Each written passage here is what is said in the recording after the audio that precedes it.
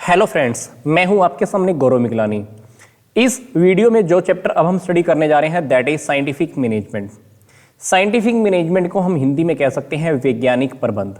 तो इस चैप्टर में हमें बेसिकली 4 टॉपिक्स डिस्कस करने होंगे। सबसे पहले हम डिस्कस करेंगे फ्रेडरिक विंसलो टेलर के बारे में, जिनको हम कहते हैं FW टेलर। इनको हम साइंटिफिक मैनेजमेंट का फादर भी कहते हैं। इस चैप्टर के अंदर हमें 3 टॉपिक्स और भी डिस्कस करने हैं। हमको डिस्कस करना होगा साइंटिफिक मैनेजमेंट का क्या मीनिंग है, साइंटिफिक मैनेजमेंट के 4 प्रिंसिपल्स कौन कौन से हैं और साइंटिफिक मैनेजमेंट की कौन कौन सी 7 टेक्निक्स हैं। हालांकि साइंटिफिक मैनेजमेंट का जो मेन टारगेट है वो यही है कि हमारे जो वेस्ट है कम से कम हो, हमारी जो कॉस्ट है वो कम आए और हमारा जो प्रोडक्शन है वो क्या होना चाहिए, मैक्सिमम होना चाहिए। ये है हमारी साइंटिफिक मैनेजमेंट की एक सिंपल सी डेफिनेशन। क्या कॉस्ट हमारी कम आए, वेस्ट हम कम से कम करें और जो हमारी प्रोडक्शन है वो हमारी मैक्सिमम होनी चाहिए। हालांकि साइंटिफिक मैनेजमेंट में काफ़ी सारे लोगों ने कंट्रीब्यूट किया है, पर फिर भी हम इस चैप्टर के अंदर इस वीडियो में हम 3 पर्सन्स के बस नेम देख रहे हैं। सबसे पहले हैं हमारे सामने Frederick Winslow Taylor. Frederick Winslow Taylor जिनको हम साइंटिफिक मैनेजमेंट के फादर भी कहते हैं। फिर हमारे फ्रैंक एंड लीलिन गिलब्रेथ हैं और हमारे यहाँ पर हेनरी एल गेंट भी हैं। इसके अलावा काफ़ी सारे लोग और भी हैं जिन्होंने साइंटिफिक मैनेजमेंट में कंट्रीब्यूशन किया है। बट मैं आपको फिर से बोल रहा हूँ, इस चैप्टर के अंदर हम डेफिनेटली हम FW टेलर के बारे में ही डिस्कस करने वाले हैं। तो सबसे पहले हम जान लेते हैं FW टेलर कौन है। FW टेलर एक ऐसी पर्सनैलिटी है जिनको हम साइंटिफिक मैनेजमेंट का फादर भी कह सकते हैं। और जब इन्होंने 1878 में, बोले तो 1878 में मिडवेल स्टील कंपनी को ज्वाइन किया था, तो ये एक छोटे से वर्कर के रूप में थे। बट अपनी कड़ी मेहनत के रूप में इन्होंने जब कड़ी मेहनत की, लगन से काम किया, तो 6 साल के अंदर ही ये मुख्य इंजीनियर की पोस्ट के ऊपर भी पहुंच गए।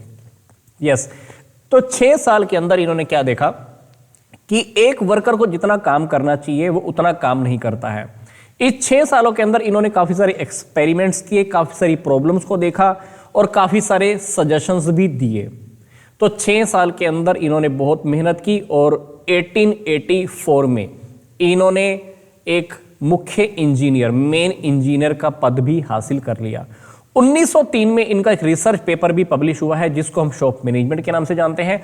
1911 में इनकी बुक पब्लिश हुई, इस बुक को हम प्रिंसिपल्स ऑफ साइंटिफिक मैनेजमेंट के नाम से जानते हैं। और 1915 में ऐसा माना जाता है कि इनकी डेथ हो गई। बट हम थोड़ा सा बुक के अकॉर्डिंग डिटेल में इनके बारे में देख लेते हैं। तो यहाँ पे हम डिस्कस कर रहे हैं फ्रेडरिक विंसलो टेलर के बारे में। तो फ्रेडरिक विंसलो टेलर की जो लाइफ रही है वो क्या रही है, मार्च 20 1856 में इनका जन्म हुआ है और 21 मार्च 1915 में इनकी क्या हो गई है, डेथ हो गई है। फिर अगर मैं इनकी प्रोफेशन की बात करूं तो इनका प्रोफेशन कैसे रहा है, अमेरिकन मैकेनिकल इंजीनियर। इनकी एजुकेशन के बारे में भी दिया हुआ है। इन्होंने जो डिग्री हासिल की है वो 1883 में इन्होंने अपनी डिग्री हासिल की है। पोजीशंस की अगर बात करूं तो यहाँ पर 4-5 पोजीशंस के बारे में इनके बारे में दिया हुआ है, जहाँ जहाँ पर इन्होंने काम किया, जहाँ जहाँ पर इन्होंने पद हासिल किए, पोजीशंस हासिल की। वो चाहे कहीं पर प्रोफेसर के रूप में थे या कहीं पर प्रेसिडेंट के रूप में थे, वो चाहे कहीं पर एग्जीक्यूटिव के रूप में थे।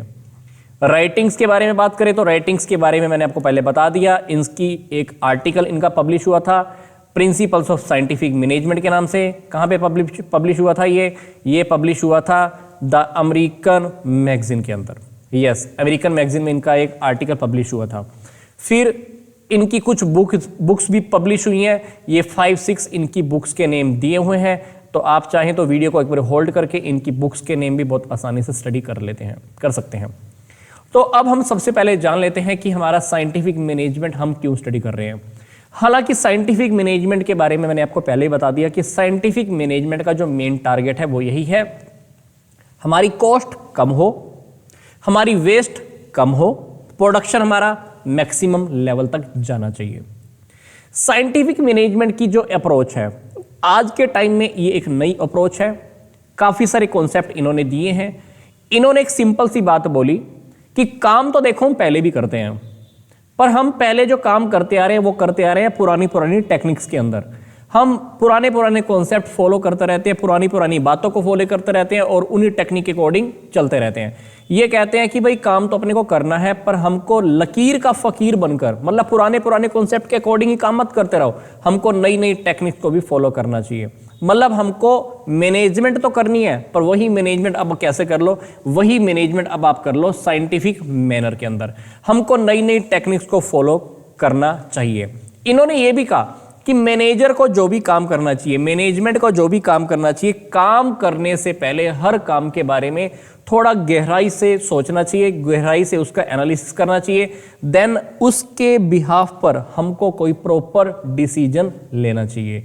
तो ये है साइंटिफिक मैनेजमेंट का प्रॉपर मीनिंग। मतलब काम हमको साइंटिफिक मैनर में करने हैं, लकीर का फकीर बनकर पुराने पुराने कॉन्सेप्ट को ही फॉलो मत करते रहो। जब भी कोई काम करो तो काम करने से पहले गहराई से उसके बारे में सोचो, देन गहराई से एनालिसिस करो, देन उसके ऊपर आप कोई एक्शन लो, डिसीजन लो। अब हम बात करते हैं कि साइंटिफिक मैनेजमेंट के जो हमारे प्रिंसिपल्स हैं, इन प्रिंसिपल्स के बारे में क्या कहा हुआ है। हालांकि हमें 4 प्रिंसिपल्स डिस्कस करने हैं, पर इन 4 प्रिंसिपल्स को डिस्कस करने से पहले हम देख लेते हैं कि साइंटिफिक मैनेजमेंट के प्रिंसिपल्स का रियलिटी में मीनिंग क्या है। कहते हैं कि पहले जब हम काम करते थे फैक्ट्री के अंदर, हम काम करते थे रूल ऑफ थंब के अकॉर्डिंग, बोले तो लकीर का फकीर बनकर। कोई काम आता था, काम करते थे, पहले कुछ ट्रायल होते थे, गलतियां करते थे, गलतियां कर करके हम फिर सीखते थे।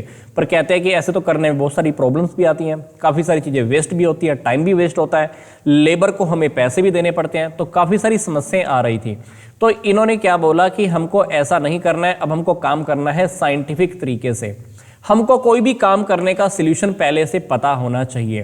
तो इसी कड़ी के अंदर साइंटिफिक मैनेजमेंट आया। साइंटिफिक मैनेजमेंट के फादर आ गए, जिसको हम कहते हैं Taylor, FW Taylor. Yes, FW Taylor आ गए। तो FW टेलर ने बोला अपना रूल ऑफ थंब को छोड़ो, साइंटिफिक मैनेजमेंट को लेकर आओ, साइंटिफिक तरीके से काम करो। तो इसके अकॉर्डिंग, FW टेलर के अकॉर्डिंग हमारे पास अभी 4 प्रिंसिपल्स हैं। साइंटिफिक मैनेजमेंट के कितनी प्रिंसिपल्स हैं? 4 प्रिंसिपल्स हैं। जो फर्स्ट प्रिंसिपल है वो कौन सा है? Science, not the rule of thumb. ये बात मैं आपको पहले भी बोल चुका हूं, विज्ञान न कि रूढ़िवादिता। मतलब ये जो प्रिंसिपल है ना, वो इस बात के ऊपर जोर देता है कि हमें लकीर का फकीर, मतलब पुराने पुराने कॉन्सेप्ट को ही फॉलो नहीं करते रहना है, हमको नई नई टेक्निक्स को, नई नई टेक्नोलॉजी को भी फॉलो करना चाहिए, नई नई टेक्नोलॉजी को भी फॉलो करना चाहिए, और अपने काम को इजी बनाने का भी हमको एफर्ट करना चाहिए। यस, अपने काम को इजी बनाने का एफर्ट भी करना चाहिए। हमको रूल ऑफ थंब, बोले तो लकीर का फकीर बन के ही काम नहीं करना है। सेकंड हमारा जो प्रिंसिपल है वो कौन सा है? ये हमारा प्रिंसिपल है सेकंड, हार्मोनी नॉट डिस्कॉर्ड। मतलब इसको हिंदी में हम कह सकते हैं मैत्री न कि मतभेद। मतलब ऑर्गेनाइजेशन के अंदर हमको एक ऐसा एनवायरनमेंट बनाकर चलना है जिससे इंप्लॉइज, मतलब वर्कर, और मैनेजमेंट एक दूसरे की हेल्प करें।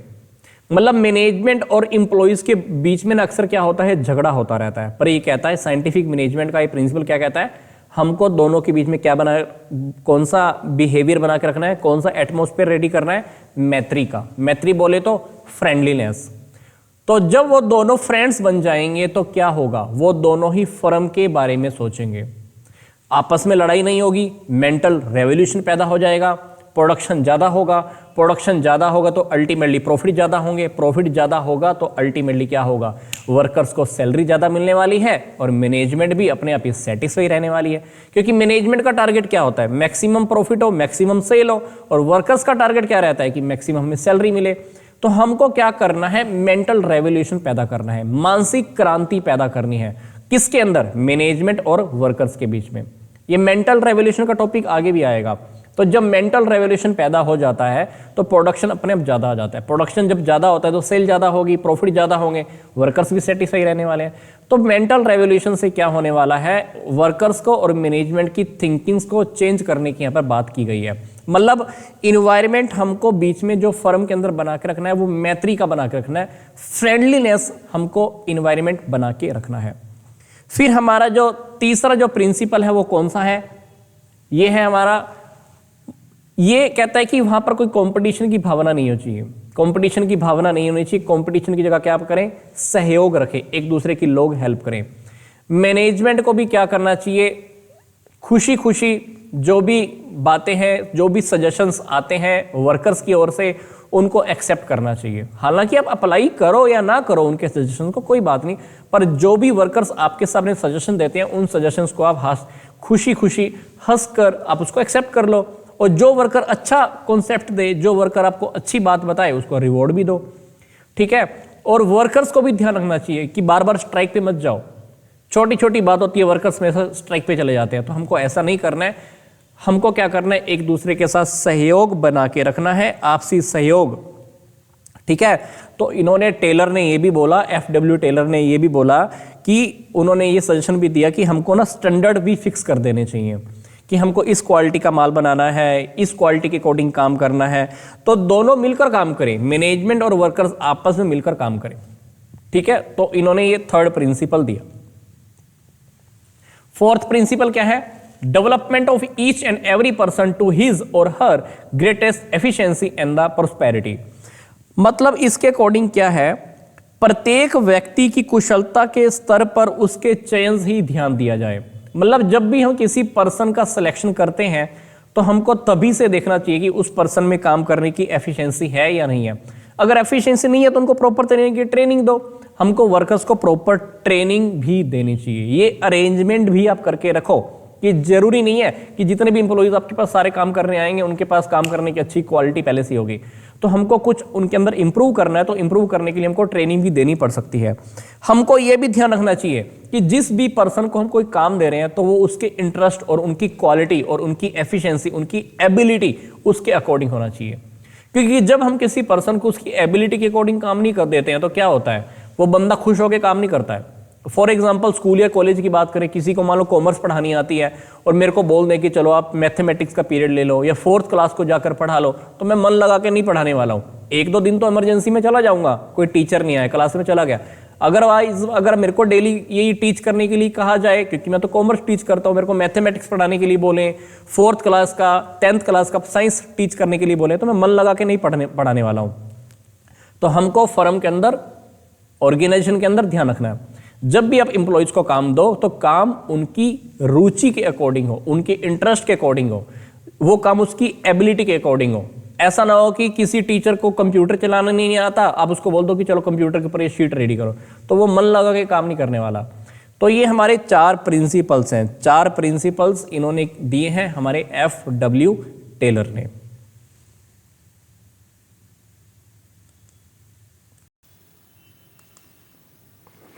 देखो, अब तक हम जो टॉपिक स्टडी कर चुके हैं वो हमारा साइंटिफिक मैनेजमेंट का मीनिंग था और साइंटिफिक मैनेजमेंट के क्या प्रिंसिपल्स हैं।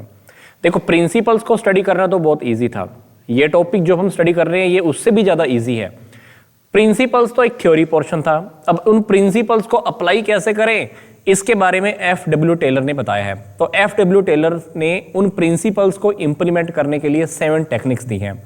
इन 7 टेक्निक्स में हमारे पास functional foremanship, standardisation and simplification of work, method study, motion study, time study, fatigue study और ये डिफरेंशियल फीस वेज सिस्टम। तो ये 7 हमें टेक्निक्स हमें अब स्टडी करनी है। ये 7 टेक्निक्स बहुत इजी है। तो इन 7 टेक्निक्स के बारे में सबसे पहले हम देख लेते हैं कि साइंटिफिक मैनेजमेंट की जो टेक्निक्स हैं इसका रियलिटी में मीनिंग क्या है। कहता है कि जो प्रिंसिपल्स हैं, प्रिंसिपल्स से तो हमारी एक बेसिक फिलोसफी हमारी थ्योरी की क्लियर होती है कि ठीक है ऐसा है वैसा है, ऐसा हो जाना चाहिए, फर्म के अंदर सबके बीच में फ्रेंडलीनेस होना चाहिए, प्रोडक्शन अच्छा होना चाहिए, वेस्टेज कम होनी चाहिए। पर ये काम होगा कैसे, इन सबको हम इंप्लीमेंट करें कैसे, ये पॉसिबल होगा कैसे। तो ये हमारे पास 7 टेक्निक्स हैं।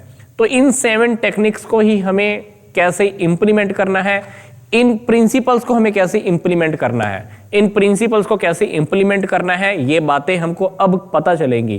किसकी हेल्प से? टेक्निक्स की हेल्प से। तो सबसे पहले जो हमारी टेक्निक है वो है फंक्शनल फॉर्मैनशिप। इसको हम हिंदी में कहते हैं क्रियात्मक फॉर्मैनशिप।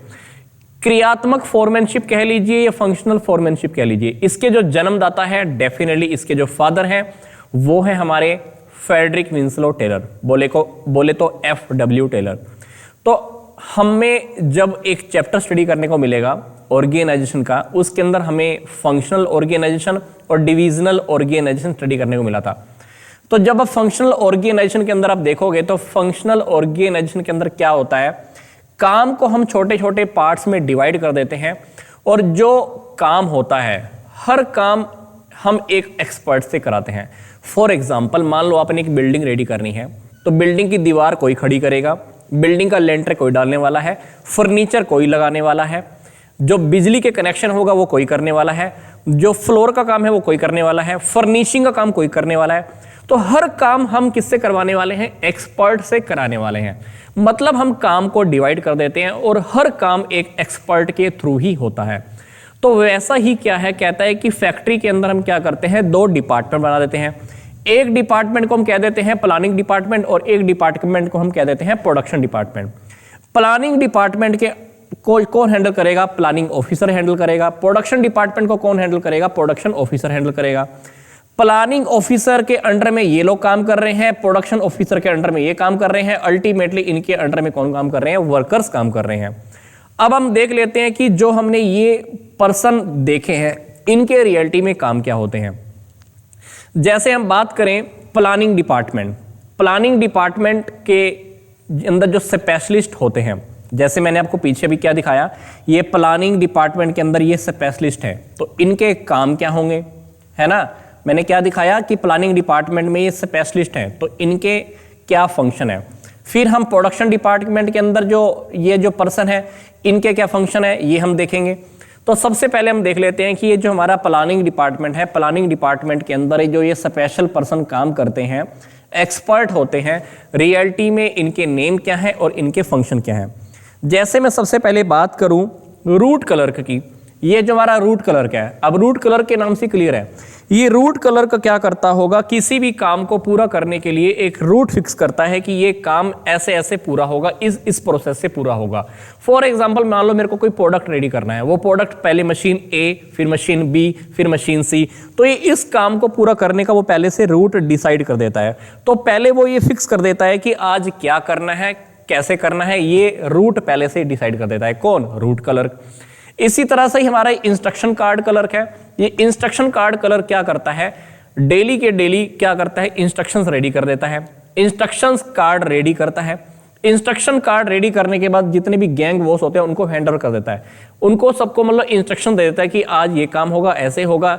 उन सब के अंदर सारे के सारे इंस्ट्रक्शंस लिखे होते हैं, काम करने की टेक्निक क्या होगी, कौन सी मशीन पे काम करना है, काम को करने का मेथड क्या होगा, काम को करने का नेचर क्या होगा, ये सब कौन रेडी करता है, इंस्ट्रक्शन कार्ड क्लर्क। सारे इंस्ट्रक्शन उसमें रेडी होते हैं और किसको हैंड ओवर कर देता है, वो जितने भी हमारे गैंग बॉस होते हैं, सारे गैंग बॉस को वो हैंड ओवर कर देता है। फिर बात आता है कि ये टाइम एंड कॉस्ट क्लर्क क्या करता होगा, टाइम एंड कॉस्ट क्लर्क ये डिसाइड करते रहते हैं कि काम कब शुरू होगा, काम कब खत्म होगा, काम को पूरा करने में कितना टाइम लगने वाला है और काम को पूरा करने में किसी भी प्रोडक्ट के ऊपर कितनी कॉस्ट आने वाली है, ये सारी बातें time and cost clerk decide करता है। फिर ये डिसिप्लिन मेंटेन करता होगा, ये देखता है कि काम जिस डिसिप्लिन के अकॉर्डिंग, जिस स्टैंडर्ड को हमने फिक्स किया था उसके अकॉर्डिंग काम हो रहा है कि नहीं हो रहा है, तो ये डिसिप्लिनरियर फिक्स करता है, टू इंश्योर डिसिप्लिन। तो ये डिसिप्लिन को बना के रखता है, अनुशासन को बना के रखता है, मतलब काम सिस्टमैटिक तरीके से होता रहे। अब बात करते हैं कि ये प्रोडक्शन डिपार्टमेंट के अंदर जो ये एक्सपर्ट है, प्रोडक्शन डिपार्टमेंट के अंदर जो ये एक्सपर्ट है, इनके क्या फंक्शंस हैं। तो इनके फंक्शंस के अंदर अगर सबसे पहले बात करूं तो सबसे पहले मैं किसकी बात कर रहा हूं, स्पीड बॉस की। तो स्पीड बॉस ये देखता है कि काम जिस स्पीड के अकॉर्डिंग होना चाहिए था उस स्पीड के अकॉर्डिंग काम हो रहा है कि नहीं हो रहा है, काम धीरे तो नहीं हो रहा है, अगर काम धीरे हो रहा है तो उसको सही करने का क्या तरीका होगा, तो ये स्पीड बॉस देखता है। फिर गैंग बॉस, गैंग बॉस क्या करता है, मशीनों को, टूल्स को मेंटेन करने का काम करता है और वो वर्कर्स को ऑपरेशन के लिए भी रेडी करता है। मतलब वो क्या करता है, जितनी भी गैंग बॉस होते हैं, जिनकी जितनी भी टोलियां होती हैं, उनका एक बॉस फिक्स कर देता है और उनको काम करने के लिए रेडी करता है। कौन, गैंग बॉस। और उनको काम करने के लिए जो भी मशीनें चाहिए, जो भी मटेरियल चाहिए, तो वो गैंग बॉस उनको अवेलेबल कराता है। रिपेयर बॉस, रिपेयर बॉस क्या करता होगा, काम करने की स्थितियां पैदा करता है। मशीन और टूल्स के अंदर वालों कोई प्रॉब्लम आ गई तो उनको रिपेयर कराने में हेल्प करता है, मतलब उनको इस हालत में बना के रखता है कि काम हमारा चलता है। फिर ये है इंस्पेक्टर। ये इंस्पेक्टर क्या करता है, हमारी ये जो काम की जो क्वालिटी है ये इसको चेक करने का काम करता है। तो अभी हमने क्या डिस्कस किया, हमारी जो फर्स्ट टेक्निक थी कौन सी, फंक्शनल फोरमैनशिप। फंक्शनल फोरमैनशिप को डिस्कस किया। फंक्शनल फोरमैनशिप के अंदर इन्होंने क्या किया, फैक्ट्री मैनेजर क्या करता है, पूरे फैक्ट्री को दो पार्ट्स में, दो डिपार्टमेंट्स में डिवाइड कर देता है, planning department and the production department. Planning department के अंडर में भी कुछ एक्सपर्ट होते हैं, प्रोडक्शन डिपार्टमेंट के अंडर में भी कुछ एक्सपर्ट होते हैं। अब उनके क्या काम होते हैं, ये सारे काम मैं आपको इस स्लाइड में बता चुका हूं। अब हम बात करते हैं साइंटिफिक मैनेजमेंट की सेकंड टेक्निक। सेकंड टेक्निक क्या है, standardisation and simplification of work. सबसे पहले हम बात करते हैं स्टैंडर्डाइजेशन क्या है। स्टैंडर्डाइजेशन को हिंदी में हम कहते हैं प्रमापीकरण करना। मतलब किसी भी काम को करने से पहले पूरा सोच विचार के काम करना, पूरे स्टैंडर्ड हमको फिक्स कर देने। क्योंकि जब भी आप बिना स्टैंडर्ड फिक्स किए काम करते हो तो आपका मकान भी अच्छे से खड़ा नहीं होगा। बिना क्वालिटी के आप काम करते हो तो क्या आपका मकान 5 साल चलेगा? अच्छा सा स्टैंडर्ड फिक्स करोगे, अच्छी तरह से सोच विचार कर काम करोगे, स्टैंडर्ड फिक्स ढंग से करोगे, वो बहुत लंबे चलने वाले हो। तो हमको प्रोसेस के बारे में, रॉ मटेरियल का स्टैंडर्ड, टाइम का, प्रोडक्ट का, मशीनरी का, मेथड, वर्किंग कंडीशन, इन सब के स्टैंडर्ड पहले से ही फिक्स कर लेने चाहिए। काम करने की कंडीशंस क्या होंगी, कौन सी टेक्निक से काम होगा, कौन से औजारों से काम होगा, तो ये सारे स्टैंडर्ड हमको पहले से ही फिक्स कर लेने चाहिए। अब स्टैंडर्ड फिक्स होने से होगा क्या, हमारा प्रोडक्शन अच्छी क्वालिटी का होने वाला है और प्रोडक्शन जिस अकॉर्डिंग हमने सोचा था उसी अकॉर्डिंग होने वाला है, और हमारी जो एफिशिएंसी है वर्कर्स की वो भी बने रहने वाली है। तो ये स्टैंडर्ड फिक्स करने से हमारे काफ़ी सारे फायदे होते हैं। स्टैंडर्डाइजेशन के साथ हमारा सिंप्लीफिकेशन भी है। कभी कभी हम किसी भी काम को हम बहुत टिपिकल बना लेते हैं। ये कहता है कि हमको अगर कोई काम करना है तो काम के अंदर हमको टिपिकल वाली चीज़ों को हटा देना है। फॉर एग्जाम्पल, मान लो आपको जूतों की फैक्ट्री है, आप जूते बनाते हो 2 number, 5 number, 7 number, 8 number, 9 number, 10 number, 11 number, इस तरह के जूते बनाते हो। अब मान लो कोई आकर आपको कह दे कि भाई जूते बना दे 2.5 नंबर का, 3.5 नंबर के बना ले, 2.7 नंबर का बना ले, 8.2 नंबर का बना ले, 0.5 नंबर का बना ले, 1.125 नंबर का बना ले, 1.75 नंबर का बना ले, तो आपको अच्छा लगेगा क्या? आपका काम और भी ज्यादा टिपिकल हो जाएगा। जब भी आप कोई काम सिंपल तरीके से करते हो तो आपकी लेबर कॉस्ट कम आने वाली है, आपको स्टॉक कम रखना पड़ेगा। बट अगर आपने काफ़ी सारी क्वालिटी बनानी स्टार्ट कर दी, काफ़ी सारे काम को टिपिकल कर दिया, तो आपको स्टॉक के अंदर भी ज़्यादा काम रखना पड़ेगा। स्टॉक के अंदर, गोडाउन के अंदर आपको ज़्यादा माल रखना पड़ेगा। तो जब भी आप किसी भी काम को सिंपल करके काम करते हो तो आपकी मशीनें अच्छे से यूज़ होती हैं, आपकी प्रोडक्शन की कॉस्ट कम आने वाली है, आपको स्टॉक भी कम मेंटेन करना पड़ेगा। तो सिंपल कोई भी काम करो, सिंपल करो, सिंप्लीफिकेशन के अंदर करो, काम को ज़्यादा टिपिकल मत बनाओ। तो वो सिंप्लीफिकेशन वेराइटीज को लेकर, साइजेस को लेकर, वेटेज को लेकर, डायमेंशंस को लेकर, सारे हमारा काम सिंपल होना चाहिए। तो ये है हमारी सेकंड टेक्निक। फिर हमारी जो साइंटिफिक मैनेजमेंट की जो थर्ड टेक्निक है वो है मेथड स्टडी। मेथड स्टडी के अंदर क्या बोला गया है, जब भी आप कोई काम करो, काम करने का हमारे पास एक प्रॉपर मेथड होना चाहिए। और कोई भी काम करो, उस काम को पूरा करने के लिए हमने इसमें प्रोसेस चार्ट और ऑपरेशन रिसर्च टेक्निक्स को भी यूज़ किया है। ये F.W. टेलर ने बोला था मेथड स्टडी के बारे में। तो जब भी कोई काम करो, काम करने की हमारे पास सबसे बेस्ट से बेस्ट टेक्निक, बेस्ट से बेस्ट मेथड हमारे पास होना चाहिए, और हमारी वेस्टेज इससे हमारी कम होने वाली है, हमारी लेबर कॉस्ट कम आएगी, क्वालिटी हमारे पास क्या होनी चाहिए, हाई से ज़्यादा आने वाली है। तो मान लो जैसे एक कार का एग्जांपल इन्होंने दिया हुआ है, तो design A car, the assembly line production would Intel deciding the sequence of the operation, place for the man, machine and raw material.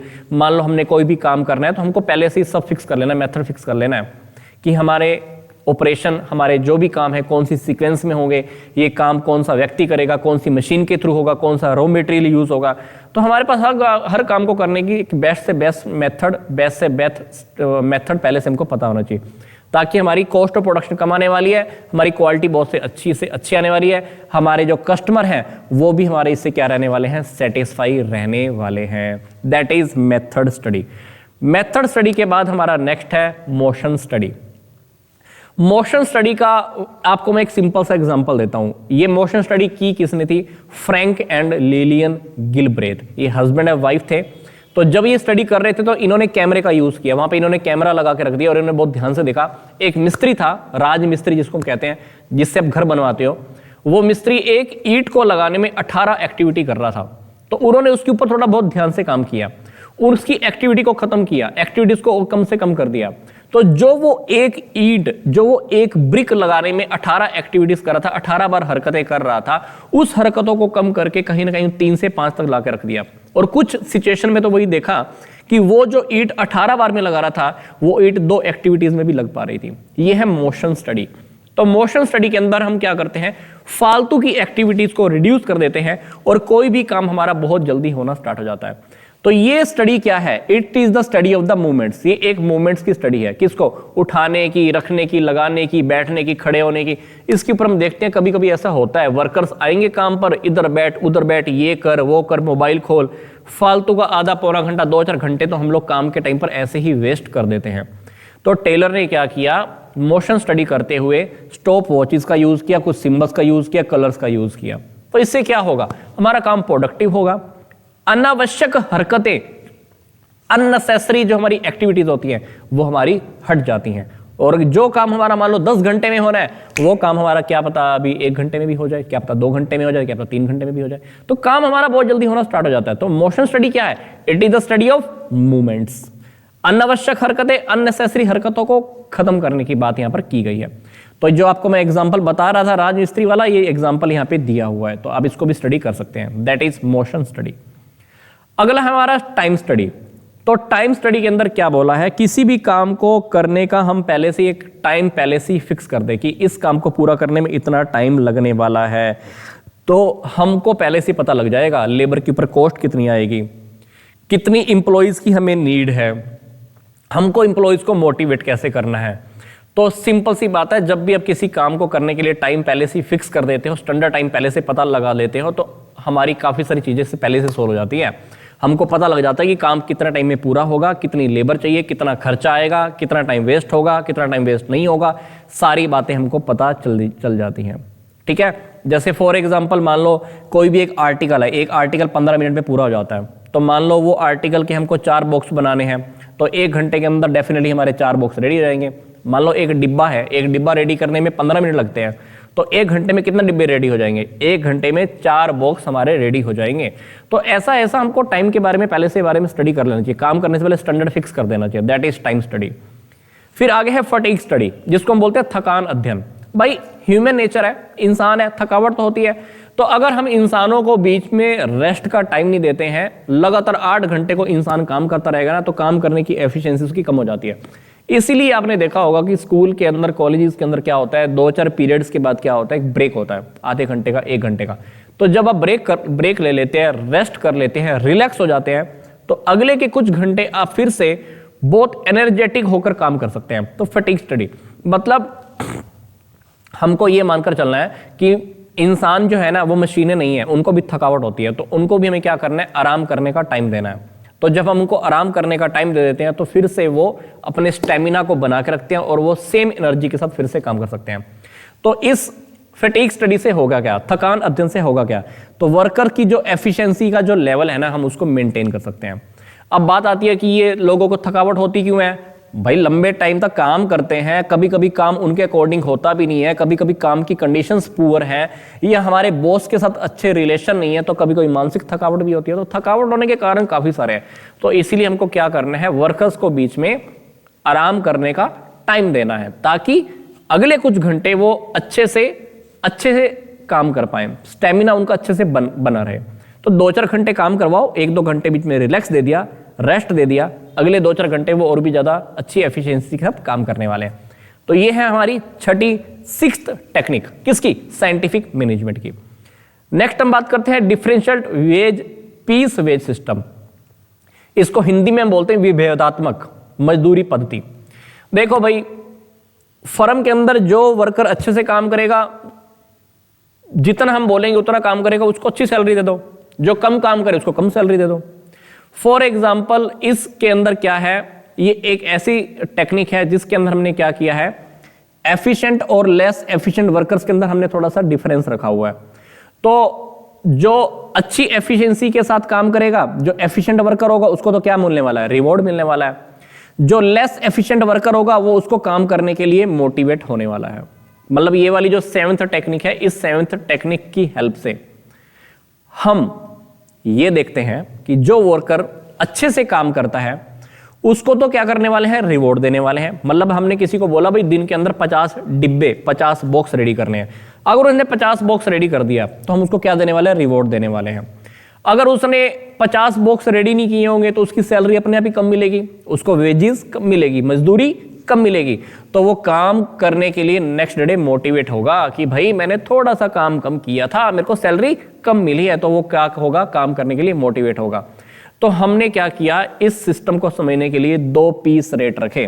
मतलब मान लो जो टारगेट को पूरा करेगा उसको मैं 1 डिब्बे को बनाने के दूंगा 4 रुपए, जो टारगेट को पूरा नहीं करेगा 50 से कम बनाएगा तो उसको मैं दूंगा मान लो 3 रुपए के हिसाब से। तो ये एक एग्जांपल इन्होंने यहाँ पे दिया भी हुआ है। तो मान लीजिए हमने स्टैंडर्ड फिक्स किया हुआ है कि 20 यूनिट बनानी है, हर यूनिट के कितने रुपए देंगे, 5 रुपए देंगे। अगर कोई बंदा 20 की 20 यूनिट रेडी कर देता है तो उसको तो मिल गए 100 रुपए, पर अगर कोई 20 की 20 यूनिट रेडी नहीं करता तो मैं उसको पे करूंगा मान लो 4 रुपए। तो मतलब मैंने 2 रेट फिक्स कर दी, 5 रुपए 4 रुपए। जो टारगेट फिक्स करेगा, जो टारगेट के अकॉर्डिंग काम करेगा तो 5 रुपए दे दूंगा, जो टारगेट के अकॉर्डिंग 1 यूनिट भी कम बनाएगा तो उसको मैं कितना देने वाला हूं, 4 रुपए। तो एक पर्सन ने तो टारगेट के अकॉर्डिंग पूरा किया तो उसको कितना मिलेगा, 5 रुपए, तो उसको मैंने कितने दे दिए, 100 रुपए। अब एक पर्सन ने बनाई 18 यूनिट तो उसको मैं क्या दूंगा, 4 रुपए के हिसाब से, तो उसको कितने मिलने वाले, 72 रुपए।